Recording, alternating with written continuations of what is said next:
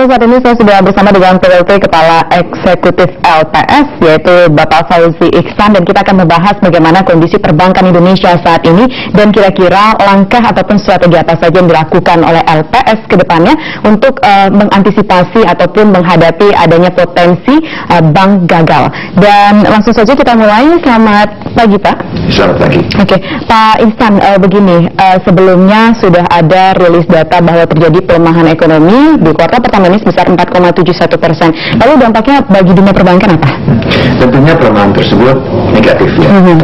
Kalau kita melihat 2 triwulan terakhir terjadi kontraksi ekonomi, dan secara teknik kalau misalnya 3 triwulan berturut-turut ekonomi kontraksi, itu dinyatakan resesi. Namun kalau kita melihat tahun lalu, tahun 2014 pertumbuhan ekonomi di kisaran 5%, dan tahun ini di kisaran 5-5,3%. Dibanding apa yang terjadi di tahun 2009 sewaktu dunia menghadapi resesi ekonomi. Pada saat itu Indonesia ekonominya tumbuh hanya 4,5%, dan NPL-nya naik ke kisaran 4%-an. Sekarang NPL-nya masih di bawah 3%, sehingga walaupun keadaan memburuk masih dalam range yang aman. Sebelumnya LPS juga sudah merilis data bahwa saat ini adanya resiko naiknya resiko industri perbankan. Sebetulnya apa sih arti dari resiko industri perbankan yang naik tersebut? Dengan kenaikan NPL, otomatis risiko perbankan naik. Namun kalau dilihat dari kekuatan perbankan nasional dengan capital adequacy ratio sekitar 20%, ya, naik misalnya dibanding sewaktu krisis global di tahun 2008-2009, akar perbankan Indonesia masih 17%, sehingga kemampuan perbankan Indonesia untuk menyerap kerugian itu besar. Kemudian apa artinya? Maksudnya begini, kita melihat bahwa saat ini rasio permodalan ini kian tertekan dengan sirinya naik porsi kredit bermasalah ya. Lalu ini kedepannya akan seperti apa? Bagaimana dengan, apakah ini cukup aman? Cukup aman karena seperti tadi saya bilang bahwa capital adequacy ratio CAR perbankan nasional Indonesia itu di kisaran 20%. Itu salah satu yang tertinggi di dunia. Sampai kapan kira-kira dinyatakan amannya? Kita lihat kalau misalnya pertumbuhan ekonomi turun ke kisaran 4,5% dan NPL perbankan naik, mungkin CAR bisa turun ke 18-19%, tapi itu pun masih sangat aman. Begini juga Pak, LPS mempertahankan LPS rate-nya, padahal kita tahu bahwa BI sudah menurunkan BI rate-nya. Kenapa demikian? Pada bulan November tahun lalu, sewaktu BI rate dinaikkan, LPS rate tidak dinaikkan. Patut dinilai bahwa BI rate itu adalah suku bunga acuan, suku bunga kebijakan yang menentukan arah kebijakan moneter. Sementara LPS rate adalah refleksi dari suku bunga perbankan, suku bunga deposito perbankan. Sehingga ini adalah dua hal yang berbeda. Yang satu adalah BI rate adalah suku bunga acuan untuk kebijakan moneter, LPS rate sementara adalah refleksi dari suku bunga pasar di perbankan. Anda melihat saat ini kinerja perbankan di tanah air cukup efisienkah? Kalau kita melihat kredit sebagai persentase dari PDB hanya sekitar 35%, dan sebelum krisis moneter tahun 97 ada di kisaran 60%, dan kalau kita melihat sekarang Cina kredit sebagai persentase dari PDB itu di atas 150%.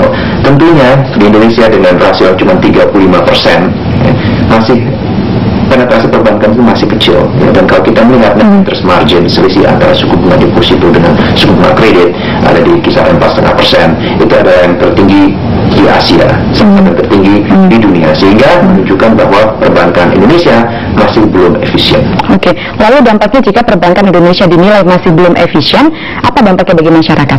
Tentunya masyarakat harus membayar kredit dengan biaya yang lebih mahal dibanding di negara-negara tetangga. Misalnya net interest margin di Singapura, di Malaysia itu di kisaran 1-2%, di Indonesia 4-5%. Sehingga bisa dibilang bahwa perbankan di Indonesia butuh persaingan yang lebih ketat sehingga net interest margin-nya bisa diciutkan.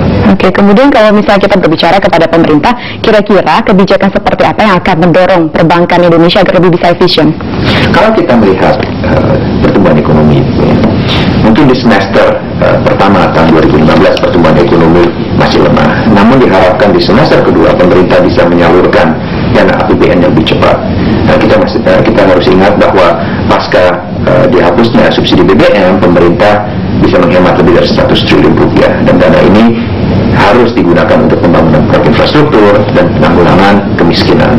Jika dana tersebut bisa disalurkan di semester kedua di 2015 ini disalurkan real, otomatis akan membantu pertumbuhan ekonomi dan otomatis akan membantu perbankan nasional.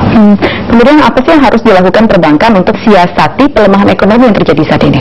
Nah, ada beberapa hal.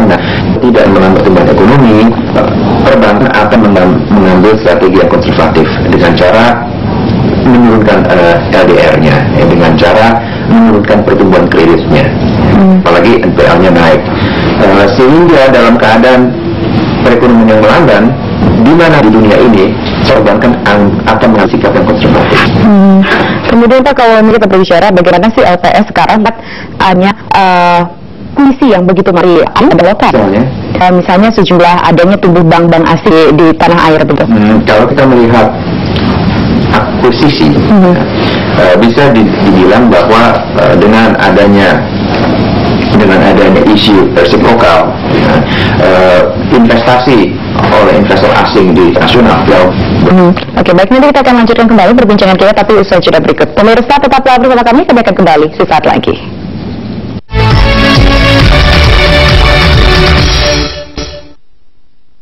Kita lanjutkan kembali perbincangan kita, pemirsa, dan kami tadi membahas bagaimana akuisisi bank asing di tanah air. Ini ada wacana yang sempat beredar sebelumnya bahwa nanti kepemilikan saham ataupun kepemilikan bank asing di tanah airnya akan dibatasi. Anda menilainya bagaimana?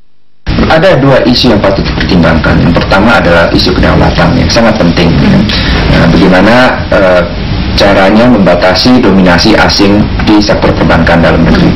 Namun di sisi lain, kalau kita melihat net interest margin perbankan di Indonesia 4,5-5%, salah satu yang tertinggi di dunia, ini menunjukkan bahwa perbankan nasional tidak efisien, menunjukkan bahwa kompetisi kurang marak dan hanya bisa dipermarak jika investor asing diperbolehkan untuk ekspansi di sektor perbankan dalam negeri. Jadi di satu sisi ada isu kedaulatan, di sisi lain adalah ada isu bagaimana caranya memastikan 250 juta rakyat Indonesia memiliki akses ke kredit yang lebih murah yang disediakan oleh bank asing tersebut. Dan kalau misalnya kompetisi marak antara bank asing dan bank lokal dimiliki asing, ya, otomatis net interest margin perbankan akan menciut.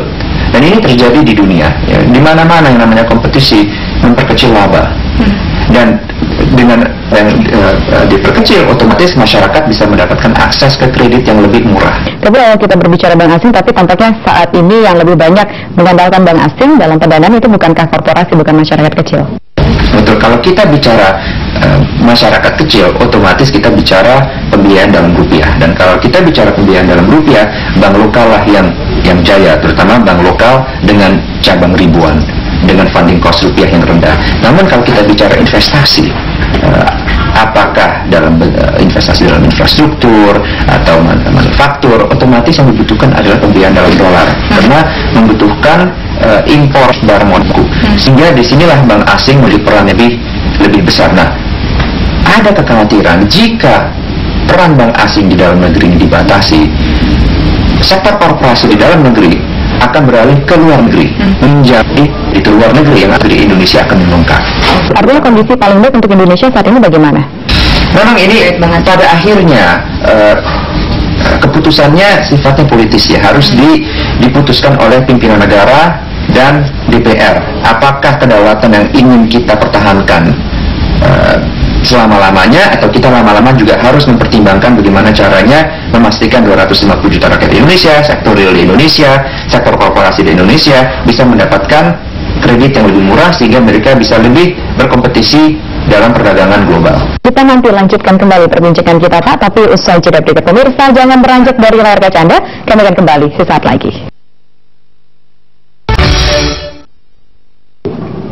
Kita lanjutkan kembali perbincangan kita bersama PLT Kepala Eksekutif LPS, Bapak Fauzi Ihsan. Pak, kalau menurut Anda saat ini apakah sudah waktunya BI untuk melonggarkan kebijakan moneternya? Kita ingat, sewaktu BI memangkas BI rate dan sewaktu Bank of Korea memangkas suku bunga acuan mereka, rupiah melemah Korean won melemah.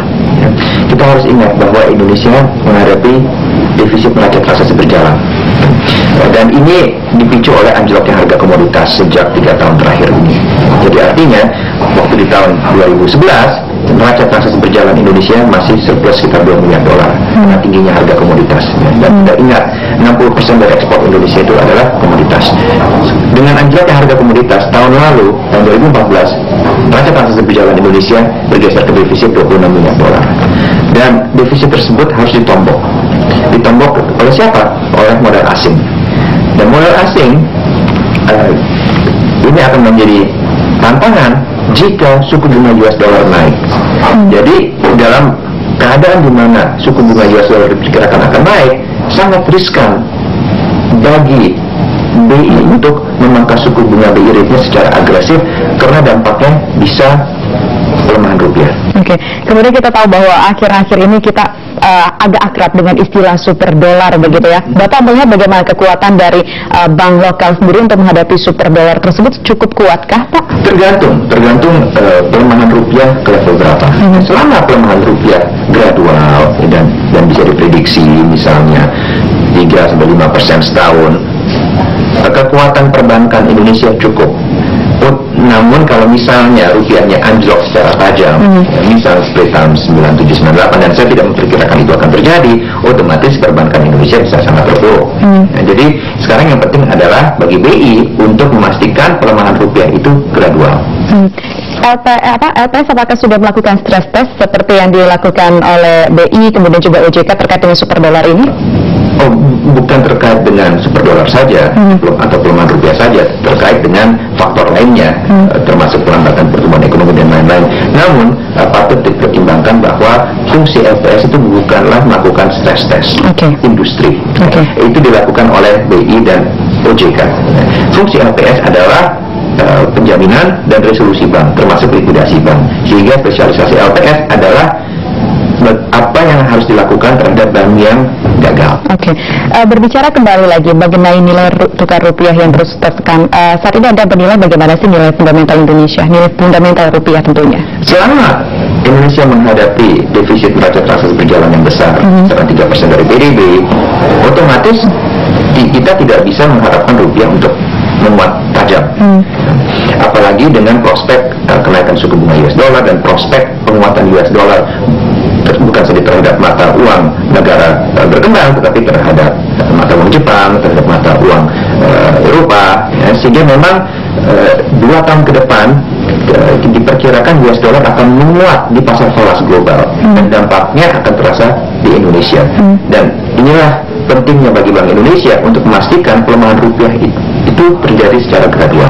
Kalau Anda melihat untuk berbicara mengenai kekuatan rupiah sendiri, bagaimana pergerakan rupiah, potensi pergerakan rupiah sendiri untuk tahun ini? Masih di kisaran 13 ribuan. Kalau kita mengacu kepada prediksi para pelaku pasar dan analis global, pelemahan rupiah bisa terus berlanjut ke arah 13.500-an.